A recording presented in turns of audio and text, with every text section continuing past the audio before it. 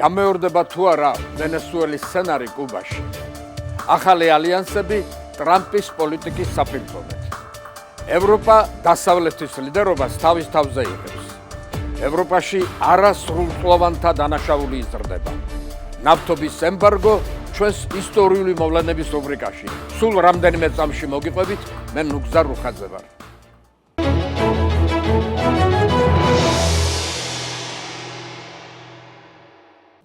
გამარჯობა.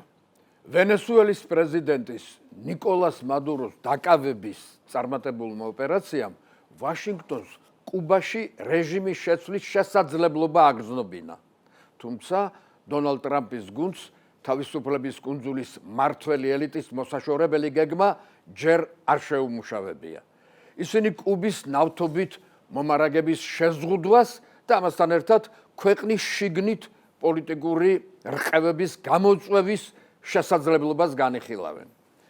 მუქარა კუბის მიმართ დონალდ ტრამპმა სოციალურ ქსელში გამოაქვეყნა, რომელშიც ხაზი გაუსვა, რომ კუბა მრავალი წლის განმავლობაში სარგებლობდა ვენესუელის ნავთობითა და ფულით, რომელსაც ის ექს-პრეზიდენტ უგო ჩავესისთვის უსაფრთხოების გარანტიის სანაცვლოდ იღებდა. თეთრმა სახლმა არ დააყოვნა და კუბაზე პოლიტიკური და ეკონომიკური ზეწოლა დაიწყო. ტრამპმა ვენესუელას კუბისთვის ნავთობის მიყიდვა აუკრძალა და იმ ქვეყნებსაც დაემუქრა, რომელიც კუბას ეხმარება. ასე თქვა, კუბისთვის ნავთობის მიმწოდებელ ან ნედლეულის შესყიდვაში შხელშემწყობ ქვეყნებს ტარიფებს გაუზრდიო. მუქარა ყველაზე მეტად მექსიკა შეეხო, რადგან კუბა ნავთობს მხოლოდ ვენესუელადან და მექსიკიდან იღებს. მექსიკამ არ შეწყვიტა, მხოლოდ შეამცირა ნავთობის მიწოდება. მექსიკის პრეზიდენტის კლაუდია შეინბაუმის განცხადებით, თუ მექსიკა მთლიანად შეწყვეტს კუბისთვის ნავთობის მიწოდებას, კუბას ჰუმანიტარული კატასტროფა დაემუქრება. კატასტროფა ჯერ არ დაწყებულა, მაგრამ კუბა უკვე განიცდის ენერგეტიკულ კრიზისს. კუნძულზე საწვავის დეფიციტია. მთავრობა საგანგაშო რეჟიმში მუშაობს. ტრამპი ზეწოლას აძლიერებს. როგორც დასავლეთის პრესა იუწყება, თეთრი სახლი კუბაში ხელისუფლების ცვლილების ერთ-ერთ გზად კუნძულის საზღვაო ბლოკადას განიხილავს. ამ ინიციატივის სულის შემდგმელი კი სახელმწიფო მდივანი მარკო რუბიოა, რომლის მშობლები კუბიდან ფიდელ კასტროს რეჟიმს გამოექცნენ და ფლორიდაში დასახლდნენ. თეთრი სახლი თავის მოქმედებას ამერიკის ეროვნული უსაფრთხოებისა და საგარეო პოლიტიკის მიმართ საფრთხის მოტივით ამართლებს, რადგან კუბა თავის ტერიტორიას უცხოური სამხედრო ობიექტებისთვის და ბაზების განლაგებისთვის თმობს ხოლმე და მჭიდრო კავშირებს ინარჩუნებს ვაშინგტონის გეოპოლიტიკურ ოპონენტებთან. კუბის მთავრობის დამხობა შეერთებული შტატების არაერთი ადმინისტრაციის დიდი ხნის ოცნება იყო. ოცნება, რომელიც დღეს შეიძლება ასრულდეს კიდეც. თავისუფლების კუნძულის პოლიტიკა მონროს დოქტრინის პრინციპებს ეწინააღმდეგება, რომელიც დასავლეთ ნახევარსფეროში შეერთებული შტატების გარდა ნებისმიერი სხვა ძალის გავლენას გამორიცხავს. ასევე არ შეიძლება დავივიწყოთ თეთრ სახლზე კუბის დიასპორის გავლენა. ამერიკის შეერთებულ შტატებში დაახლოებით 5 მილიონი კუბელი ემიგრანტი ცხოვრობს. ბევრი მათგანი, როგორც მარკო რუბიო, ვაშინგტონის ელიტას განეკუთვნება. საინტერესოა, რომ ვაშინგტონი ყოველთვის არ ემხრობოდა კუბის მიმართ ძალისმიერ მიდგომას. პრეზიდენტ ბარაკ ობამას მმართველობის დროს შესაძლებელი გახდა თავისუფლების კუნძულთან ურთიერთობის დალაგება, აღდგა დიპლომატიური ურთიერთობები, გაფართოვდა ორივე ქვეყნის მოქალაქეებისთვის დაშვებული მოგზაურობის კატეგორიები და მოხდა კუბასთან ბიზნესის წარმოების ლეგალიზაცია. თეთრმა სახლმა გაამარტივა ფულის გაგზავნა მიღება, დაიწყო დიალოგი უსაფრთხოებისა და ადამიანის უფლებების შესახებ და კონგრესს პირდაპირ მოუწოდა კუბასთან სავაჭრო ემბარგოს მოხსნისკენ. ტრამპმა თავის პირველ საპრეზიდენტო ვადაში ნაწილობრივ შეცვალა ეს კურსი. ახლა კი კუბის მიმართ ერთობ ხისტი პოლიტიკის გატარება დაიწყო.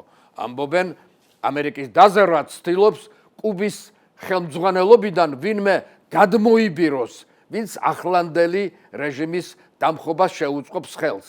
პრესის ცნობით, ასევე ტრამპის ადმინისტრაცია აქტიურად ხვდება კუბელ ემიგრანტებს და ადამიანის უფლებათა დამცველ ჯგუფებს მაიამიში და ვაშინგტონში, რათა ჰავანაში ის ფიგურები გამოავლინოს, რომლებიც მზად არიან რეჟიმის შეცვლის პროცესის წარმართვისთვის. თუმცა თეთრი სახლი აღიარებს, რომ ვენესუელის ვარიანტის განხორციელება კუბაზე ნაკლებად სავარაუდოა.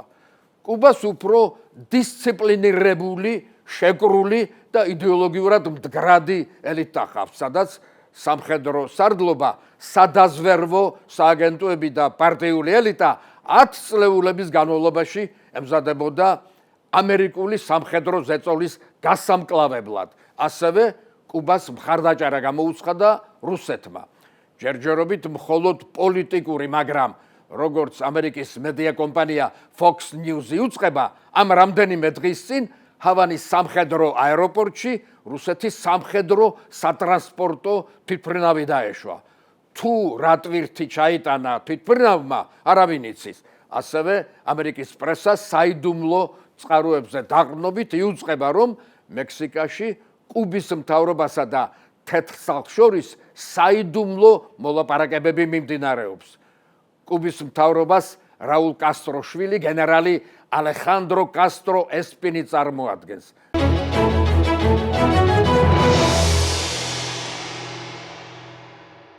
კანადის პრემიერ-მინისტრმა მარკ კარნიმ დავოსის მსოფლიო ეკონომიკურ ფორუმზე ისტორიული სიტყვა წარმოთქვა. მან თქვა, რომ მიმდინარეობს ამ დრომდე არსებული მსოფლიო წესრიგის რღვევა და რომ გეოპოლიტიკა არანაირ შეზღუდვას აღარ ექვემდებარება. საშუალო ძალის მქონე ქვეყნები, როგორც კანადა და ევროპის სახელმწიფოებია, არც ისე უძლურნი არიან, რომ შესაბამისად ვერ იმოქმედონ. მათ აქვთ უნარი შექმნან ახალი წესრიგი, თუ ისინი ერთად ახალ ალიანსებს შექმნიან. კარნის სიტყვამ ტრამპის იდეოლოგიის საპირწონედ გაიჟღერა. ევროპამ მას ყურადღებით მოусმინა, გაიზიარა მისი ნათქვამი და აქტიურ მოქმედებაზეც გადავიდა. მარკ კარნის გახმაურებული გამოსვლის შემდეგ ორი მნიშვნელოვანი შეხვედრა შედგა. ევროკავშირის ხელმძღვანელობა ინდოეთს ეწვია და ინგლისის პრემიერ-მინისტრი ჩინეთში ჩავიდა. ევროკავშირის ხელმძღვანელობას ინდოეთში დიდი პატივით დახვდნენ. შეხვედრაზე ხელი მოეწერა ევროკავშირსა და ინდოეთს შორის თავისუფალი ვაჭრობის შეთანხმებას, რასაც წინ 20 წლიანი მოლაპარაკებები უძღოდა. მოლაპარაკებათა გაჭიანურების მიზეზი ორივე მხარის ამბიციურობა იყო. ამჯერად ამბიციურობა გვერდზე გადაიდო და შეთანხმებად შედგა, რომლის თანახმად ინდოეთი ევროპულ ხილის წვენებზე, დამუშავებულ საკვებზე, ზეითუნის ზეთზე, მარგარისა და სხვა მცენარეულ ზეთებზე არსებულ ტარიფებს გააუქმებს და თავის უზარმაზარ ბაზარს ევროკავშირის სასოფლო-სამეურნეო ექსპორტს ფართოდ გაუხსნის.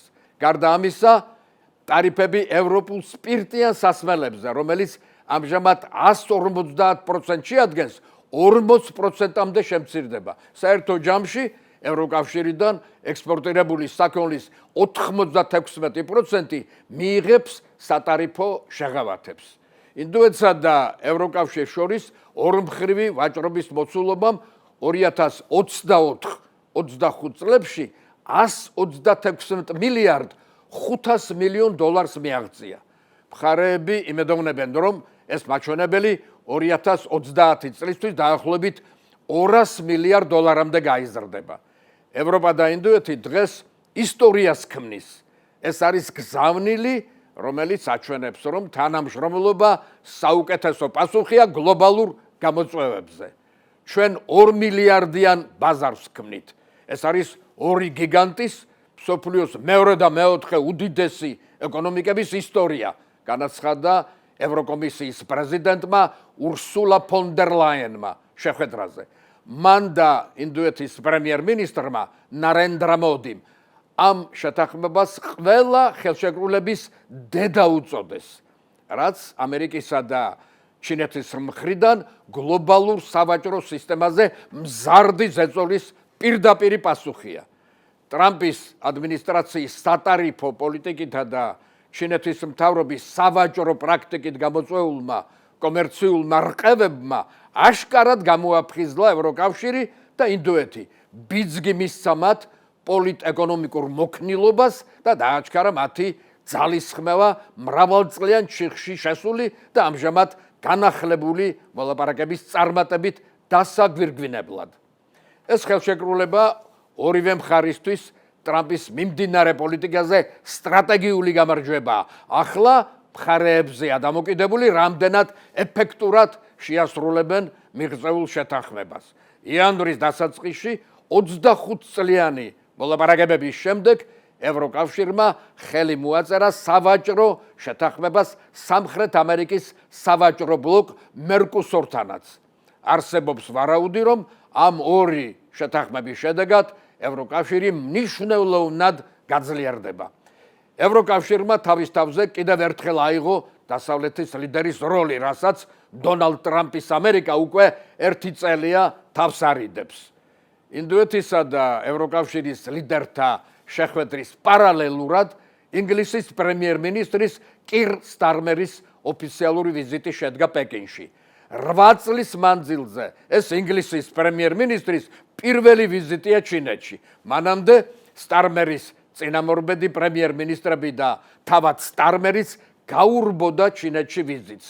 მათ ამერიკის განაწყენება არ სურდათ. ახლა კი, როცა ტრამპი ასე აგრესიულად მოექცა ევროპას, სტარმერმა ტრამპისთვის ძალის საჩვენებლად ამ ვიზიტის განხორციელება გადაწყვიტა, თუმცა ბრიტანეთსა და ჩინეთს ალიანსი არ შეუქმნიათ.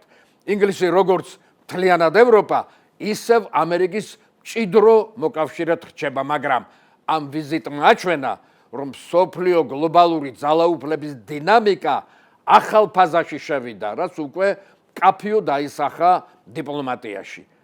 ახალი საერთაშორისო წესრიგის შექმნის რეალობა ახალი დევიზით მოქმედებს. არ არსებობენ მუდმივი მეგობრები ან მტრები, არსებობენ მხოლოდ დროებითი მოკავშირეები.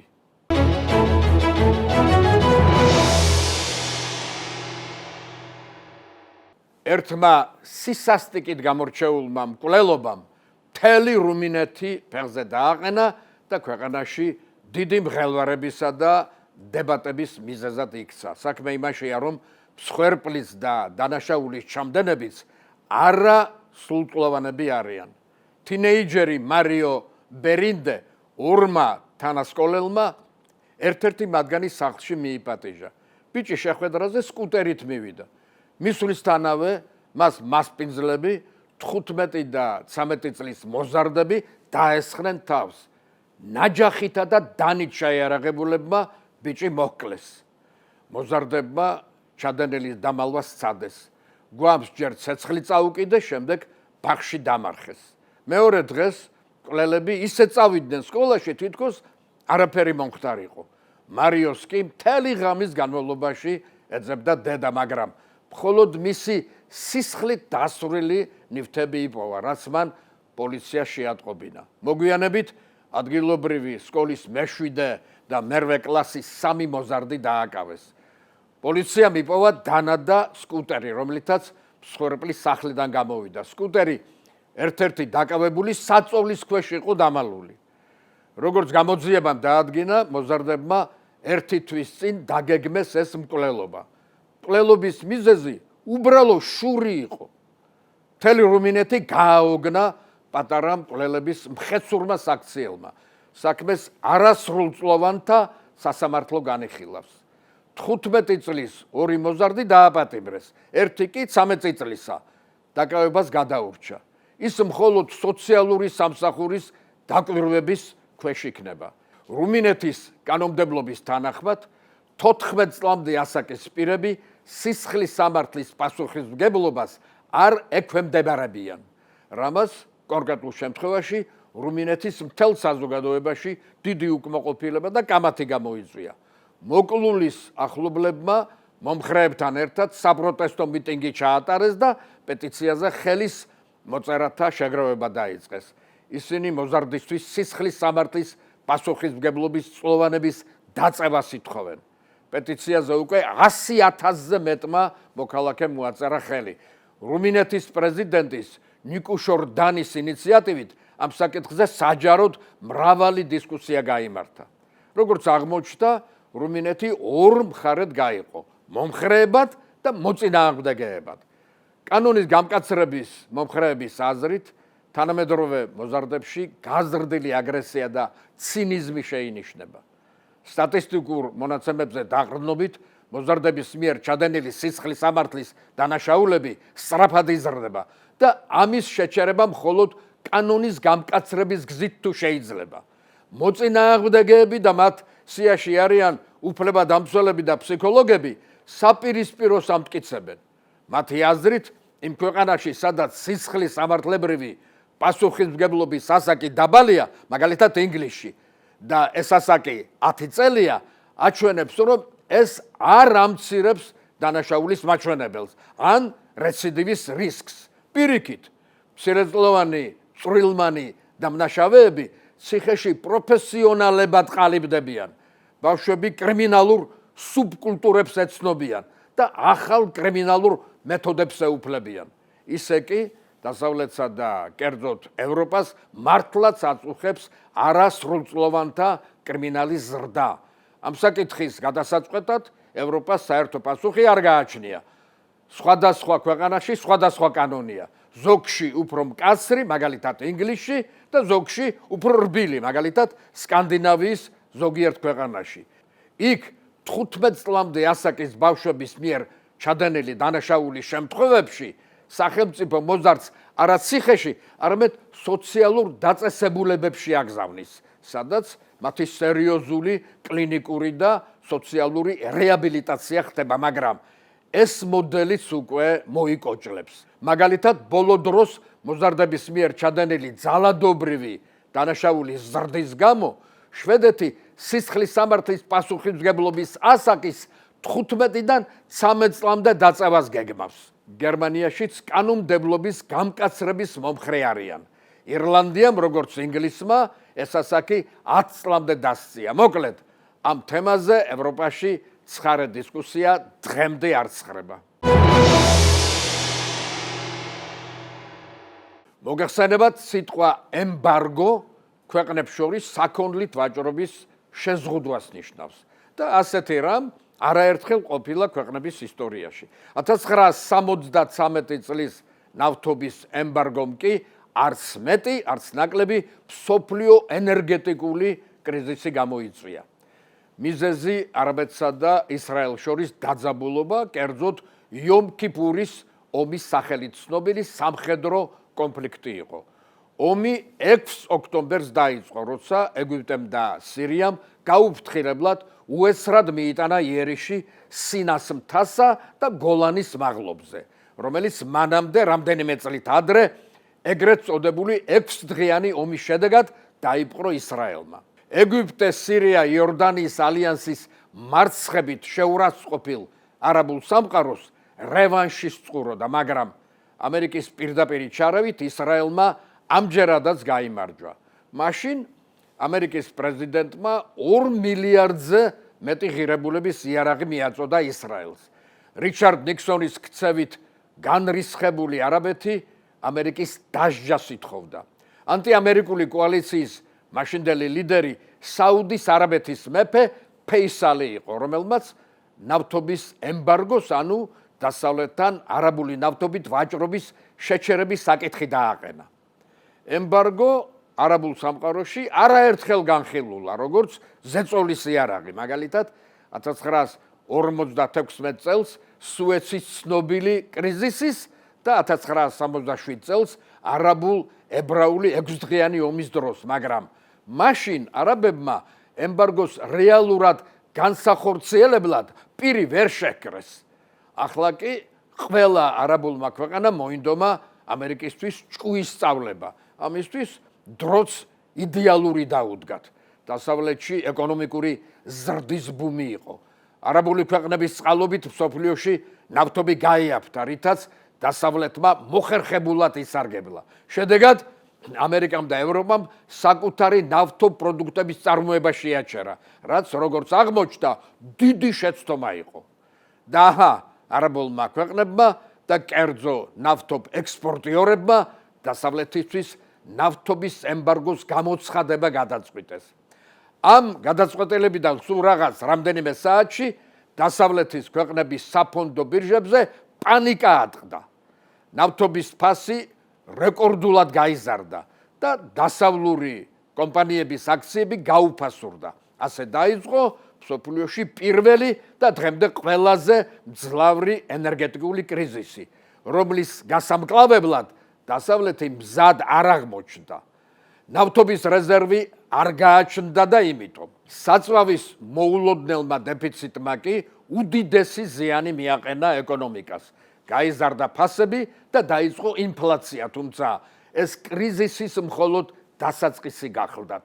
მოგვიანებით ამერიკასა და მთელს ევროპაში საწვავის მწვავე დეფიციტი გაჩნდა.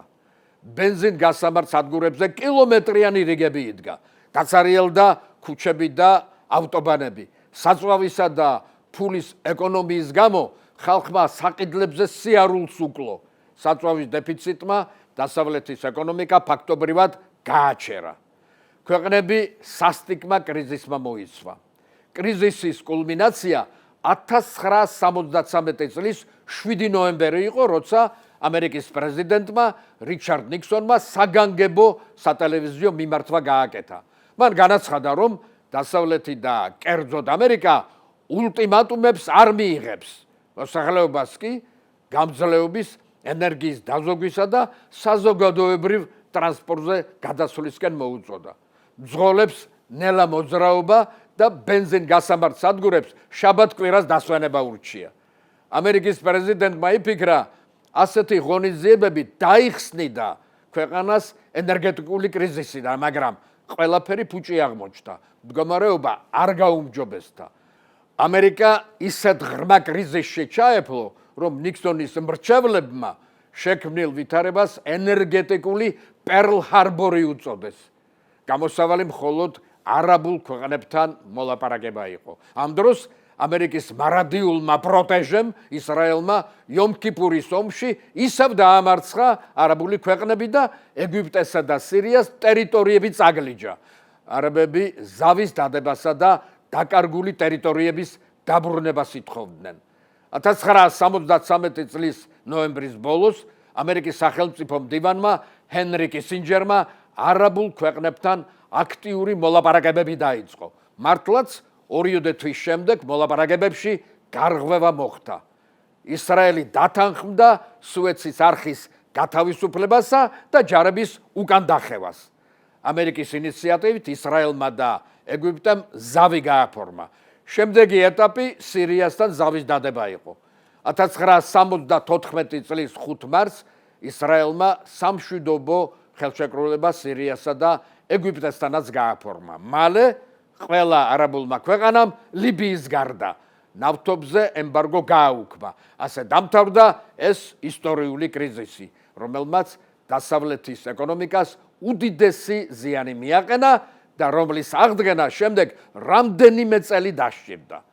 რაც შეეხება არაბულ ქვეყნებს, ისინი მორალურადაც და მატერიალურადაც მოგებულნი დარჩნენ. მაგალითად, სპარსეთის ყურის ქვეყნებმა პოლიტიკური წინსვლაც განიცადეს და ფინანსურიც, მათ შორის საუდის არაბეთმა, კუვეიტმა და არაბთა გაერთიანებულმა საამიროებმა.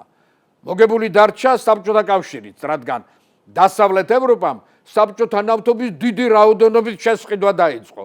თავის მხრივ დასავლეთმაც გააკეთა სასარგებლო დასკვნები, რითაც წინად დაშვებული შეცდომები გამოასწორა. მაგალითად, დაიწყო ნავთობის იმპორტის გზების დივერსიფიკაცია და საკუთარი ნავთობ რეზერვების შექმნა, ატომური ენერგეტიკის გაძლიერება.